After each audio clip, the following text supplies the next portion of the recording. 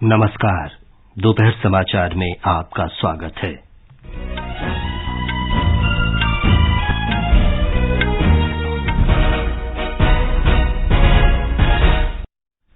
गुजरात विधानसभा चुनाव के दूसरे चरण के लिए नामांकन दाखिल करने का आज आखिरी दिन। काशी तमिल संगमम वाराणसी में शुरू। प्रवर्तन निदेशालय ने झारखंड के मुख्यमंत्री हेमंत सोरेन से धनशोधन मामले में पूछताछ कर रहा है। सरकार ने मीडिया की खबरों का खंडन किया कि राजनीतिक दबाव में कोवैक्सीन टीके को जल्दी मंजूरी दी गई। 3 दिवसीय अंतर्राष्ट्रीय पर्यटन मार्ट मिजोरम की राजधानी आइजोल में आज से शुरू होगा। मौसम विभाग ने देश के उत्तरी भाग में अगले कुछ दिनों में सर्दी बढ़ने की संभावना व्यक्त की और भारत ने एशियाई एयरगन चैंपियनशिप में एक और स्वर्ण पदक जीता। कुल स्वर्ण पदकों की संख्या 23 हुई। दोपहर समाचार के साथ मैं विमलेंदु पांडे। गुजरात विधानसभा चुनाव के दूसरे चरण के लिए नामांकन दाखिल करने का आज अंतिम दिन है। इस चरण में अब तक 719 उम्मीदवारों ने नामांकन दाखिल किया है। नामांकन पत्रों की जांच कल होगी। हमारे संवाददाता ने बताया है कि अहमदाबाद में स्कूली छात्रों ने अपने अभिभावकों को मतदान करने के लिए प्रेरित करने की शपथ ली। गुजरात में मतदाताओं की भागीदारी बढ़ाने के लिए चुनाव आयोग द्वारा तमाम प्रयास किए जा रहे हैं। आयोग ने 3 नवंबर से अवसर रथ शुरू किया है। यह रथ राज्य के सभी 33 जिलों में जाकर मतदाता जागरूकता फैला रहा है। अहमदाबाद में आज 111 स्कूलों में विद्यार्थियों ने अपने अभिभावकों को मतदान के लिए प्रेरित करने की शपथ ली। बनासकांठा में मतदाता जागरूकता के लिए मानव श्रृंखला बनाई गई। इस बीच कांग्रेस ने कल 37 उम्मीदवारों की एक सूची जारी की है। इसमें 5 मौजूदा विधायकों के टिकट काट दिए गए हैं, जबकि 7 विधायकों को दोबारा मौका मिला है। अपर्णा खूंट के साथ संजीव शर्मा, आकाशवाणी समाचार, अहमदाबाद।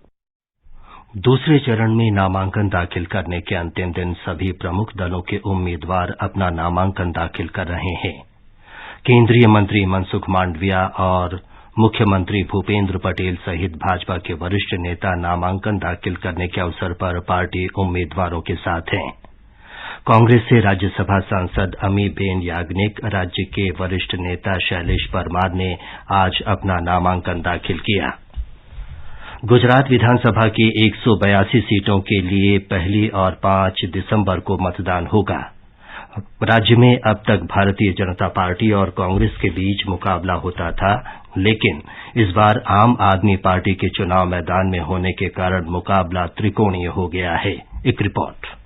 भरूच जिले की तहसील का मुख्य केंद्र अंकलेश्वर मुंबई अहमदाबाद राष्ट्रीय राजमार्ग पर स्थित है। अंकलेश्वर सीट भाजपा की सुरक्षित सीट मानी जाती है, मगर कांग्रेस ने अपने एक दाव से इस सीट को दिलचस्प बना दिया है। भाजपा ने यहां से मौजूदा विधायक ईश्वर सिंह पटेल को टिकट दिया है, तो वहीं कांग्रेस ने ईश्वर सिंह पटेल के सगे भाई विजय सिंह पटेल को टिकट दिया है। चुनाव डेस्क से निशात अजीज के साथ मैं लवलीन निगम। प्रवर्तन निदेशालय अवैध खनन से जुड़े 1000 करोड़ रुपए से अधिक के धनशोधन मामले में झारखंड के मुख्यमंत्री हेमंत सोरेन से पूछताछ कर रहा है। मुख्यमंत्री हेमंत सोरेन और उनके भाई बसंत सोरेन रांची स्थित कार्यालय में उपस्थित हुए। इससे पहले मुख्यमंत्री हेमंत सोरेन ने प्रवर्तन निदेशालय जाने से पहले अपने आवास पर पत्रकारों से बातचीत की और एक पत्र जारी किया, जिसमें राज्य में वैध खनन का विवरण है। उनके साथ सभी कैबिनेट मंत्री मौजूद थे। सरकार ने मीडिया की खबरों का खंडन किया है कि राजनीतिक दबाव में कोविड टीके कोवैक्सीन को जल्द मंजूरी दी गई। स्वास्थ्य मंत्रालय ने कहा है कि ये खबरें भ्रामक और दुर्भावना से प्रेरित हैं। राष्ट्रीय नियामक केंद्रीय औषध मानक नियंत्रण संगठन ने कोविड टीके के आपात इस्तेमाल की स्वीकृति के लिए वैज्ञानिक दृष्टिकोण और आवश्यक दिशा निर्देशों का पालन किया है। मंत्रालय ने बताया है कि आपात स्थितियों में कोविड टीके के सीमित उपयोग के लिए मंजूरी केंद्रीय औषध मानक नियंत्रण संगठन की विशेषज्ञ समिति की अनुशंसा पर दी गई। केंद्रीय वाणिज्य और उद्योग मंत्री पीयूष गोयल ने कहा है कि मीडिया और मनोरंजन उद्योग देश की ऐसी ताकत है जिसमें जीवन में बदलाव लाने और रोजगार सृजित करने की क्षमता है। नई दिल्ली में भारतीय उद्योग परिसंघ द्वारा आयोजित बिग पिक्चर समिट के समापन सत्र को संबोधित करते हुए श्री गोयल ने ये बात कही। उन्होंने आश्वासन दिया कि सरकार इस उद्योग को हर संभव मदद करेगी। पेट्रोलियम मंत्री हरदीप सिंह पुरी ने कहा है कि घरेलू गैस सिलेंडर के वितरण को नियंत्रित करने के लिए जल्दी ही एलपीजी सिलेंडरों पर क्यूआर कोड की सुविधा उपलब्ध कराई जाएगी। उन्होंने कहा कि पुराने सिलेंडरों के साथ साथ नए बनने वाले सिलेंडरों पर भी क्यूआर कोड लगाए जाएंगे। आकाशवाणी समाचार से बातचीत में इंडियन ऑयल कॉरपोरेशन लिमिटेड के अध्यक्ष श्रीकांत माधव वैद ने कहा कि ये योजना दिल्ली में प्रायोगिक तौर पर शुरू की जा रही है। उन्होंने बताया कि अगले 3 से 6 महीनों के दौरान घरेलू गैस सिलेंडरों पर क्यूआर कोड लगाने का कार्य पूरा हो जाएगा। आज अगर हम देखें तो 60 लाख सिलेंडर डेली हम तीनों ऑयल कंपनियां मिलके मार्केट में पहुंचाते हैं और ये 60 लाख सिलेंडर जब हम पहुंचाते हैं तो इससे हमारा जो क्यूआर कोड जब हम लागू करेंगे तो उससे ये सिलेंडर की पूरी हिस्ट्री बताएगा कि ये सिलेंडर कब मैन्युफैक्चर हुआ था, स्टैट्यूटरी टेस्टिंग, उसकी डेट क्या थी, फिर एलपीजी बॉटलिंग प्लांट में उसमें अगर कुछ मरम्मत होती है, कुछ वाल्व रिप्लेस होता है, उसकी भी रिकॉर्ड आ जाएगी। उसके बाद वो कौन से ट्रक में हमारे डिस्ट्रीब्यूटर के पास जाता है और डिस्ट्रीब्यूटर के बाद कौन से घर में जाता है, तो पूरे कंज्यूमर तक एलपीजी बॉटलिंग प्लांट से डीलर, डिस्ट्रीब्यूटर और कंज्यूमर तक हमें पता चलेगा कि सिलेंडर कहाँ है। इससे एक बहुत बड़ा फायदा यह है कि आजकल काफी जगह जो एलपीजी जो भरी जाती है बॉटलिंग प्लांट में, उसके बाद वो एलपीजी कहीं और डाइवर्ट हो जाती है, तो वो डाइवर्जन तो पूरा ही बंद हो जाएगा। ये समाचार हमारी वेबसाइट newsonair.com/hindi और हमारे mobile app news on AIR पर भी उपलब्ध हैं।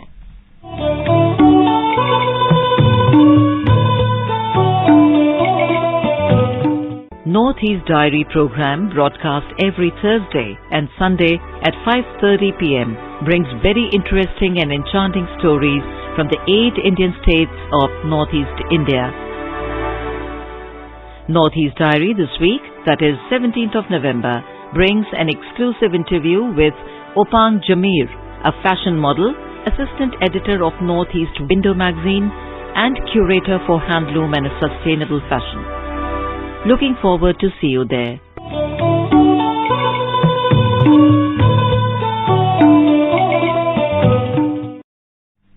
दोपहर समाचार में आपका फिर स्वागत है। काशी तमिल संगमम आज से वाराणसी में शुरू हो गया है। 1 महीने तक चलने वाले इस समारोह का आयोजन केंद्र सरकार के आजादी के अमृत महोत्सव और एक भारत श्रेष्ठ भारत के अंतर्गत किया जा रहा है। प्रधानमंत्री नरेंद्र मोदी इस कार्यक्रम का शनिवार को औपचारिक उद्घाटन करेंगे। शिक्षा मंत्रालय में भारतीय भाषाओं के संवर्धन के लिए बने उच्चाधिकार प्राप्त समिति के अध्यक्ष और जाने माने शिक्षाविद प्रोफेसर चामू कृष्ण शास्त्री ने आकाशवाणी समाचार को बताया कि काशी तमिल संगमम भाषाई स्तर पर 2 अलग अलग क्षेत्रों के लोगों को जोड़ेगा। प्राचीन तमिल साहित्य ग्रंथों में काशी का वर्णन है और तमिलनाडु में स्थान स्थान में काशी विश्वनाथ मंदिर है। ऐसे कई प्रकार के संबंध है। इस संबंध को और सुदृढ़ करने के लिए और एक भारत श्रेष्ठ भारत के तहत भारत की एकता को और दृढ़ करने के लिए भाषा के द्वारा लोगों को और जोड़ने के लिए यह कार्यक्रम का आयोजन हुआ है। आकाशवाणी से बातचीत में काशी में आई एक तमिल पर्यटक अर्चना रामचंद्रन ने वाराणसी के विकास के लिए प्रधानमंत्री को धन्यवाद दिया। चेन्नई से काशी गया और इलाहाबाद तीर्थ यात्रा में निकला है। मैंने जो कुछ भी सुना था, देखा था गूगल पे काशी के बारे में, वो यहाँ आने के बाद मुझे फील कर रही है कि बहुत अलग है, क्लीन है, बहुत कमाल किया है पीएम ने। काशी तमिल संगमम का उद्देश्य देश के 2 महत्वपूर्ण शिक्षण पीठों तमिलनाडु और काशी के बीच सदियों पुराने संपर्कों को नए सिरे से स्थापित करना है।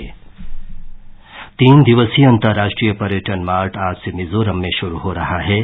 पर्यटन, संस्कृति और पूर्वोत्तर क्षेत्र विकास मंत्री जी किशन रेड्डी, पर्यटन राज्य मंत्री अजय भट्ट और मुख्यमंत्री जोरमथंगा उद्घाटन सत्र में शामिल होंगे। पर्यटन मार्ट का आयोजन आइजोल में किया गया है। अंतर्राष्ट्रीय पर्यटन मार्ट का आयोजन पर्यटन मंत्रालय और राज्य के पर्यटन विभाग ने मिलकर किया है। इसका उद्देश्य घरेलू और अंतर्राष्ट्रीय बाजारों में पूर्वोत्तर क्षेत्र की पर्यटन क्षमता के बारे में बताना है। विज्ञान और प्रौद्योगिकी मंत्री डॉक्टर जितेंद्र सिंह ने कहा है कि देश दुनिया के चिकित्सा पर्यटन के प्रमुख केंद्र के रूप में उभर रहा है। उन्होंने बताया कि वर्ष 2019 से 2022 की अवधि में 10 लाख से अधिक विदेशियों को मेडिकल वीजा दिया गया।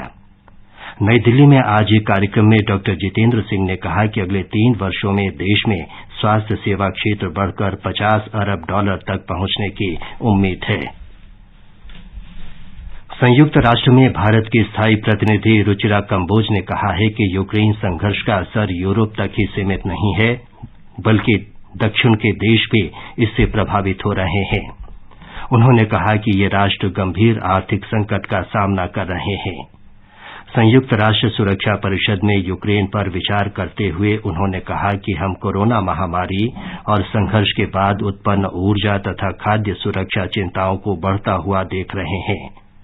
रुचिरा कंबोज ने कहा कि भारत यूक्रेन की स्थिति और नागरिकों को लेकर चिंतित है। उन्होंने कहा कि भारत संघर्ष को विराम देने और बातचीत का आह्वान करता रहा है। नेपाल के चुनाव आयोग ने आगामी प्रतिनिधि सभा और प्रांतीय विधानसभा चुनाव के लिए भारत के मुख्य निर्वाचन आयुक्त राजीव कुमार को अंतर्राष्ट्रीय पर्यवेक्षक के रूप में आमंत्रित किया है। नेपाल में प्रतिनिधि सभा के 275 सदस्यों और 7 प्रांतीय विधानसभाओं की 550 सीटों के लिए इस महीने की 20 तारीख को चुनाव होंगे। थल सेना प्रमुख जनरल मनोज पांडे फ्रांस की 4 दिन की यात्रा पर हैं। उन्हें आज पेरिस में गार्ड ऑफ ऑनर दिया गया। उन्होंने फ्रांस के सेना प्रमुख जनरल पियर एशिल के साथ बातचीत की और पारस्परिक हित के मुद्दों पर चर्चा की। एक औपचारिक समारोह में उन्होंने आर्क डी ट्रायम्फ में वीर जवानों को पुष्प चक्र अर्पित कर श्रद्धांजलि दी। शिक्षा राज्य मंत्री डॉक्टर सुभाष सरकार ने कहा है कि सरकार भारत को वैश्विक शिक्षा केंद्र के रूप में स्थापित करने और अंतर्राष्ट्रीय छात्रों को शिक्षा प्रदान करने के लिए प्रतिबद्ध है। उन्होंने कहा कि केंद्र सरकार द्वारा शुरू किया गया स्टडी इन इंडिया कार्यक्रम इस दिशा में महत्वपूर्ण कदम है। वे नई दिल्ली में फिक्की द्वारा आयोजित 2 दिवसीय उच्च शिक्षा शिखर सम्मेलन को संबोधित कर रहे थे। राष्ट्रीय छात्रवृत्ति योजना के तहत वर्ष 2022-23 के लिए आवेदन जमा करने की अंतिम तिथि इस महीने की 30 तारीख तक बढ़ा दी गई है। शिक्षा मंत्रालय ने कहा है कि इस योजना के तहत आर्थिक रूप से कमजोर वर्ग के मेधावी छात्रों को कक्षा 8वीं के बाद पढ़ाई छोड़ने से रोकने और उन्हें शिक्षा जारी रखने के लिए प्रोत्साहित करने के लिए छात्रवृत्ति प्रदान की जाती है। ये समाचार आकाशवाणी से प्रसारित किए जा रहे हैं। ताजा समाचार जानने के लिए आप हमारे Twitter handle @AIR News Hindi को फॉलो कर सकते हैं। ये आकाशवाणी है। भारत ने एशियाई एयरगन चैंपियनशिप की 10 मीटर एयर पिस्टल महिला जूनियर टीम स्पर्धा में आज स्वर्ण पदक जीता। दक्षिण कोरिया के देगू में मनु भाकर, एशा सिंह और शिखा नरवाल ने मेजबान टीम को 16-12 से पराजित किया। कुल स्वर्ण पदकों की संख्या 23 हो गई है। देश के उत्तरी भागों में अगले कुछ दिनों में ठंड बढ़ने की संभावना है। हिमालय से चलने वाली उत्तरी पश्चिमी हवाओं से गंगा के मैदानी इलाकों में तापमान गिरने का अनुमान है। मौसम विभाग ने कहा है कि अगले कुछ दिनों में पश्चिमी हिमालय क्षेत्र में हल्की से मध्यम वर्षा और बर्फबारी हो सकती है। अंत में मुख्य समाचार एक बार फिर।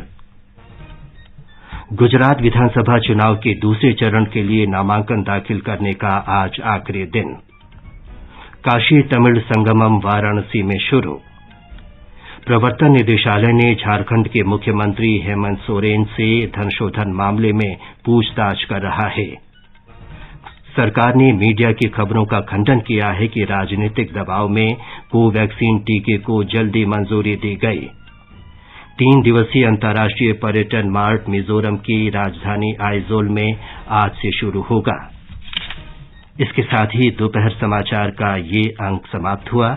नमस्कार।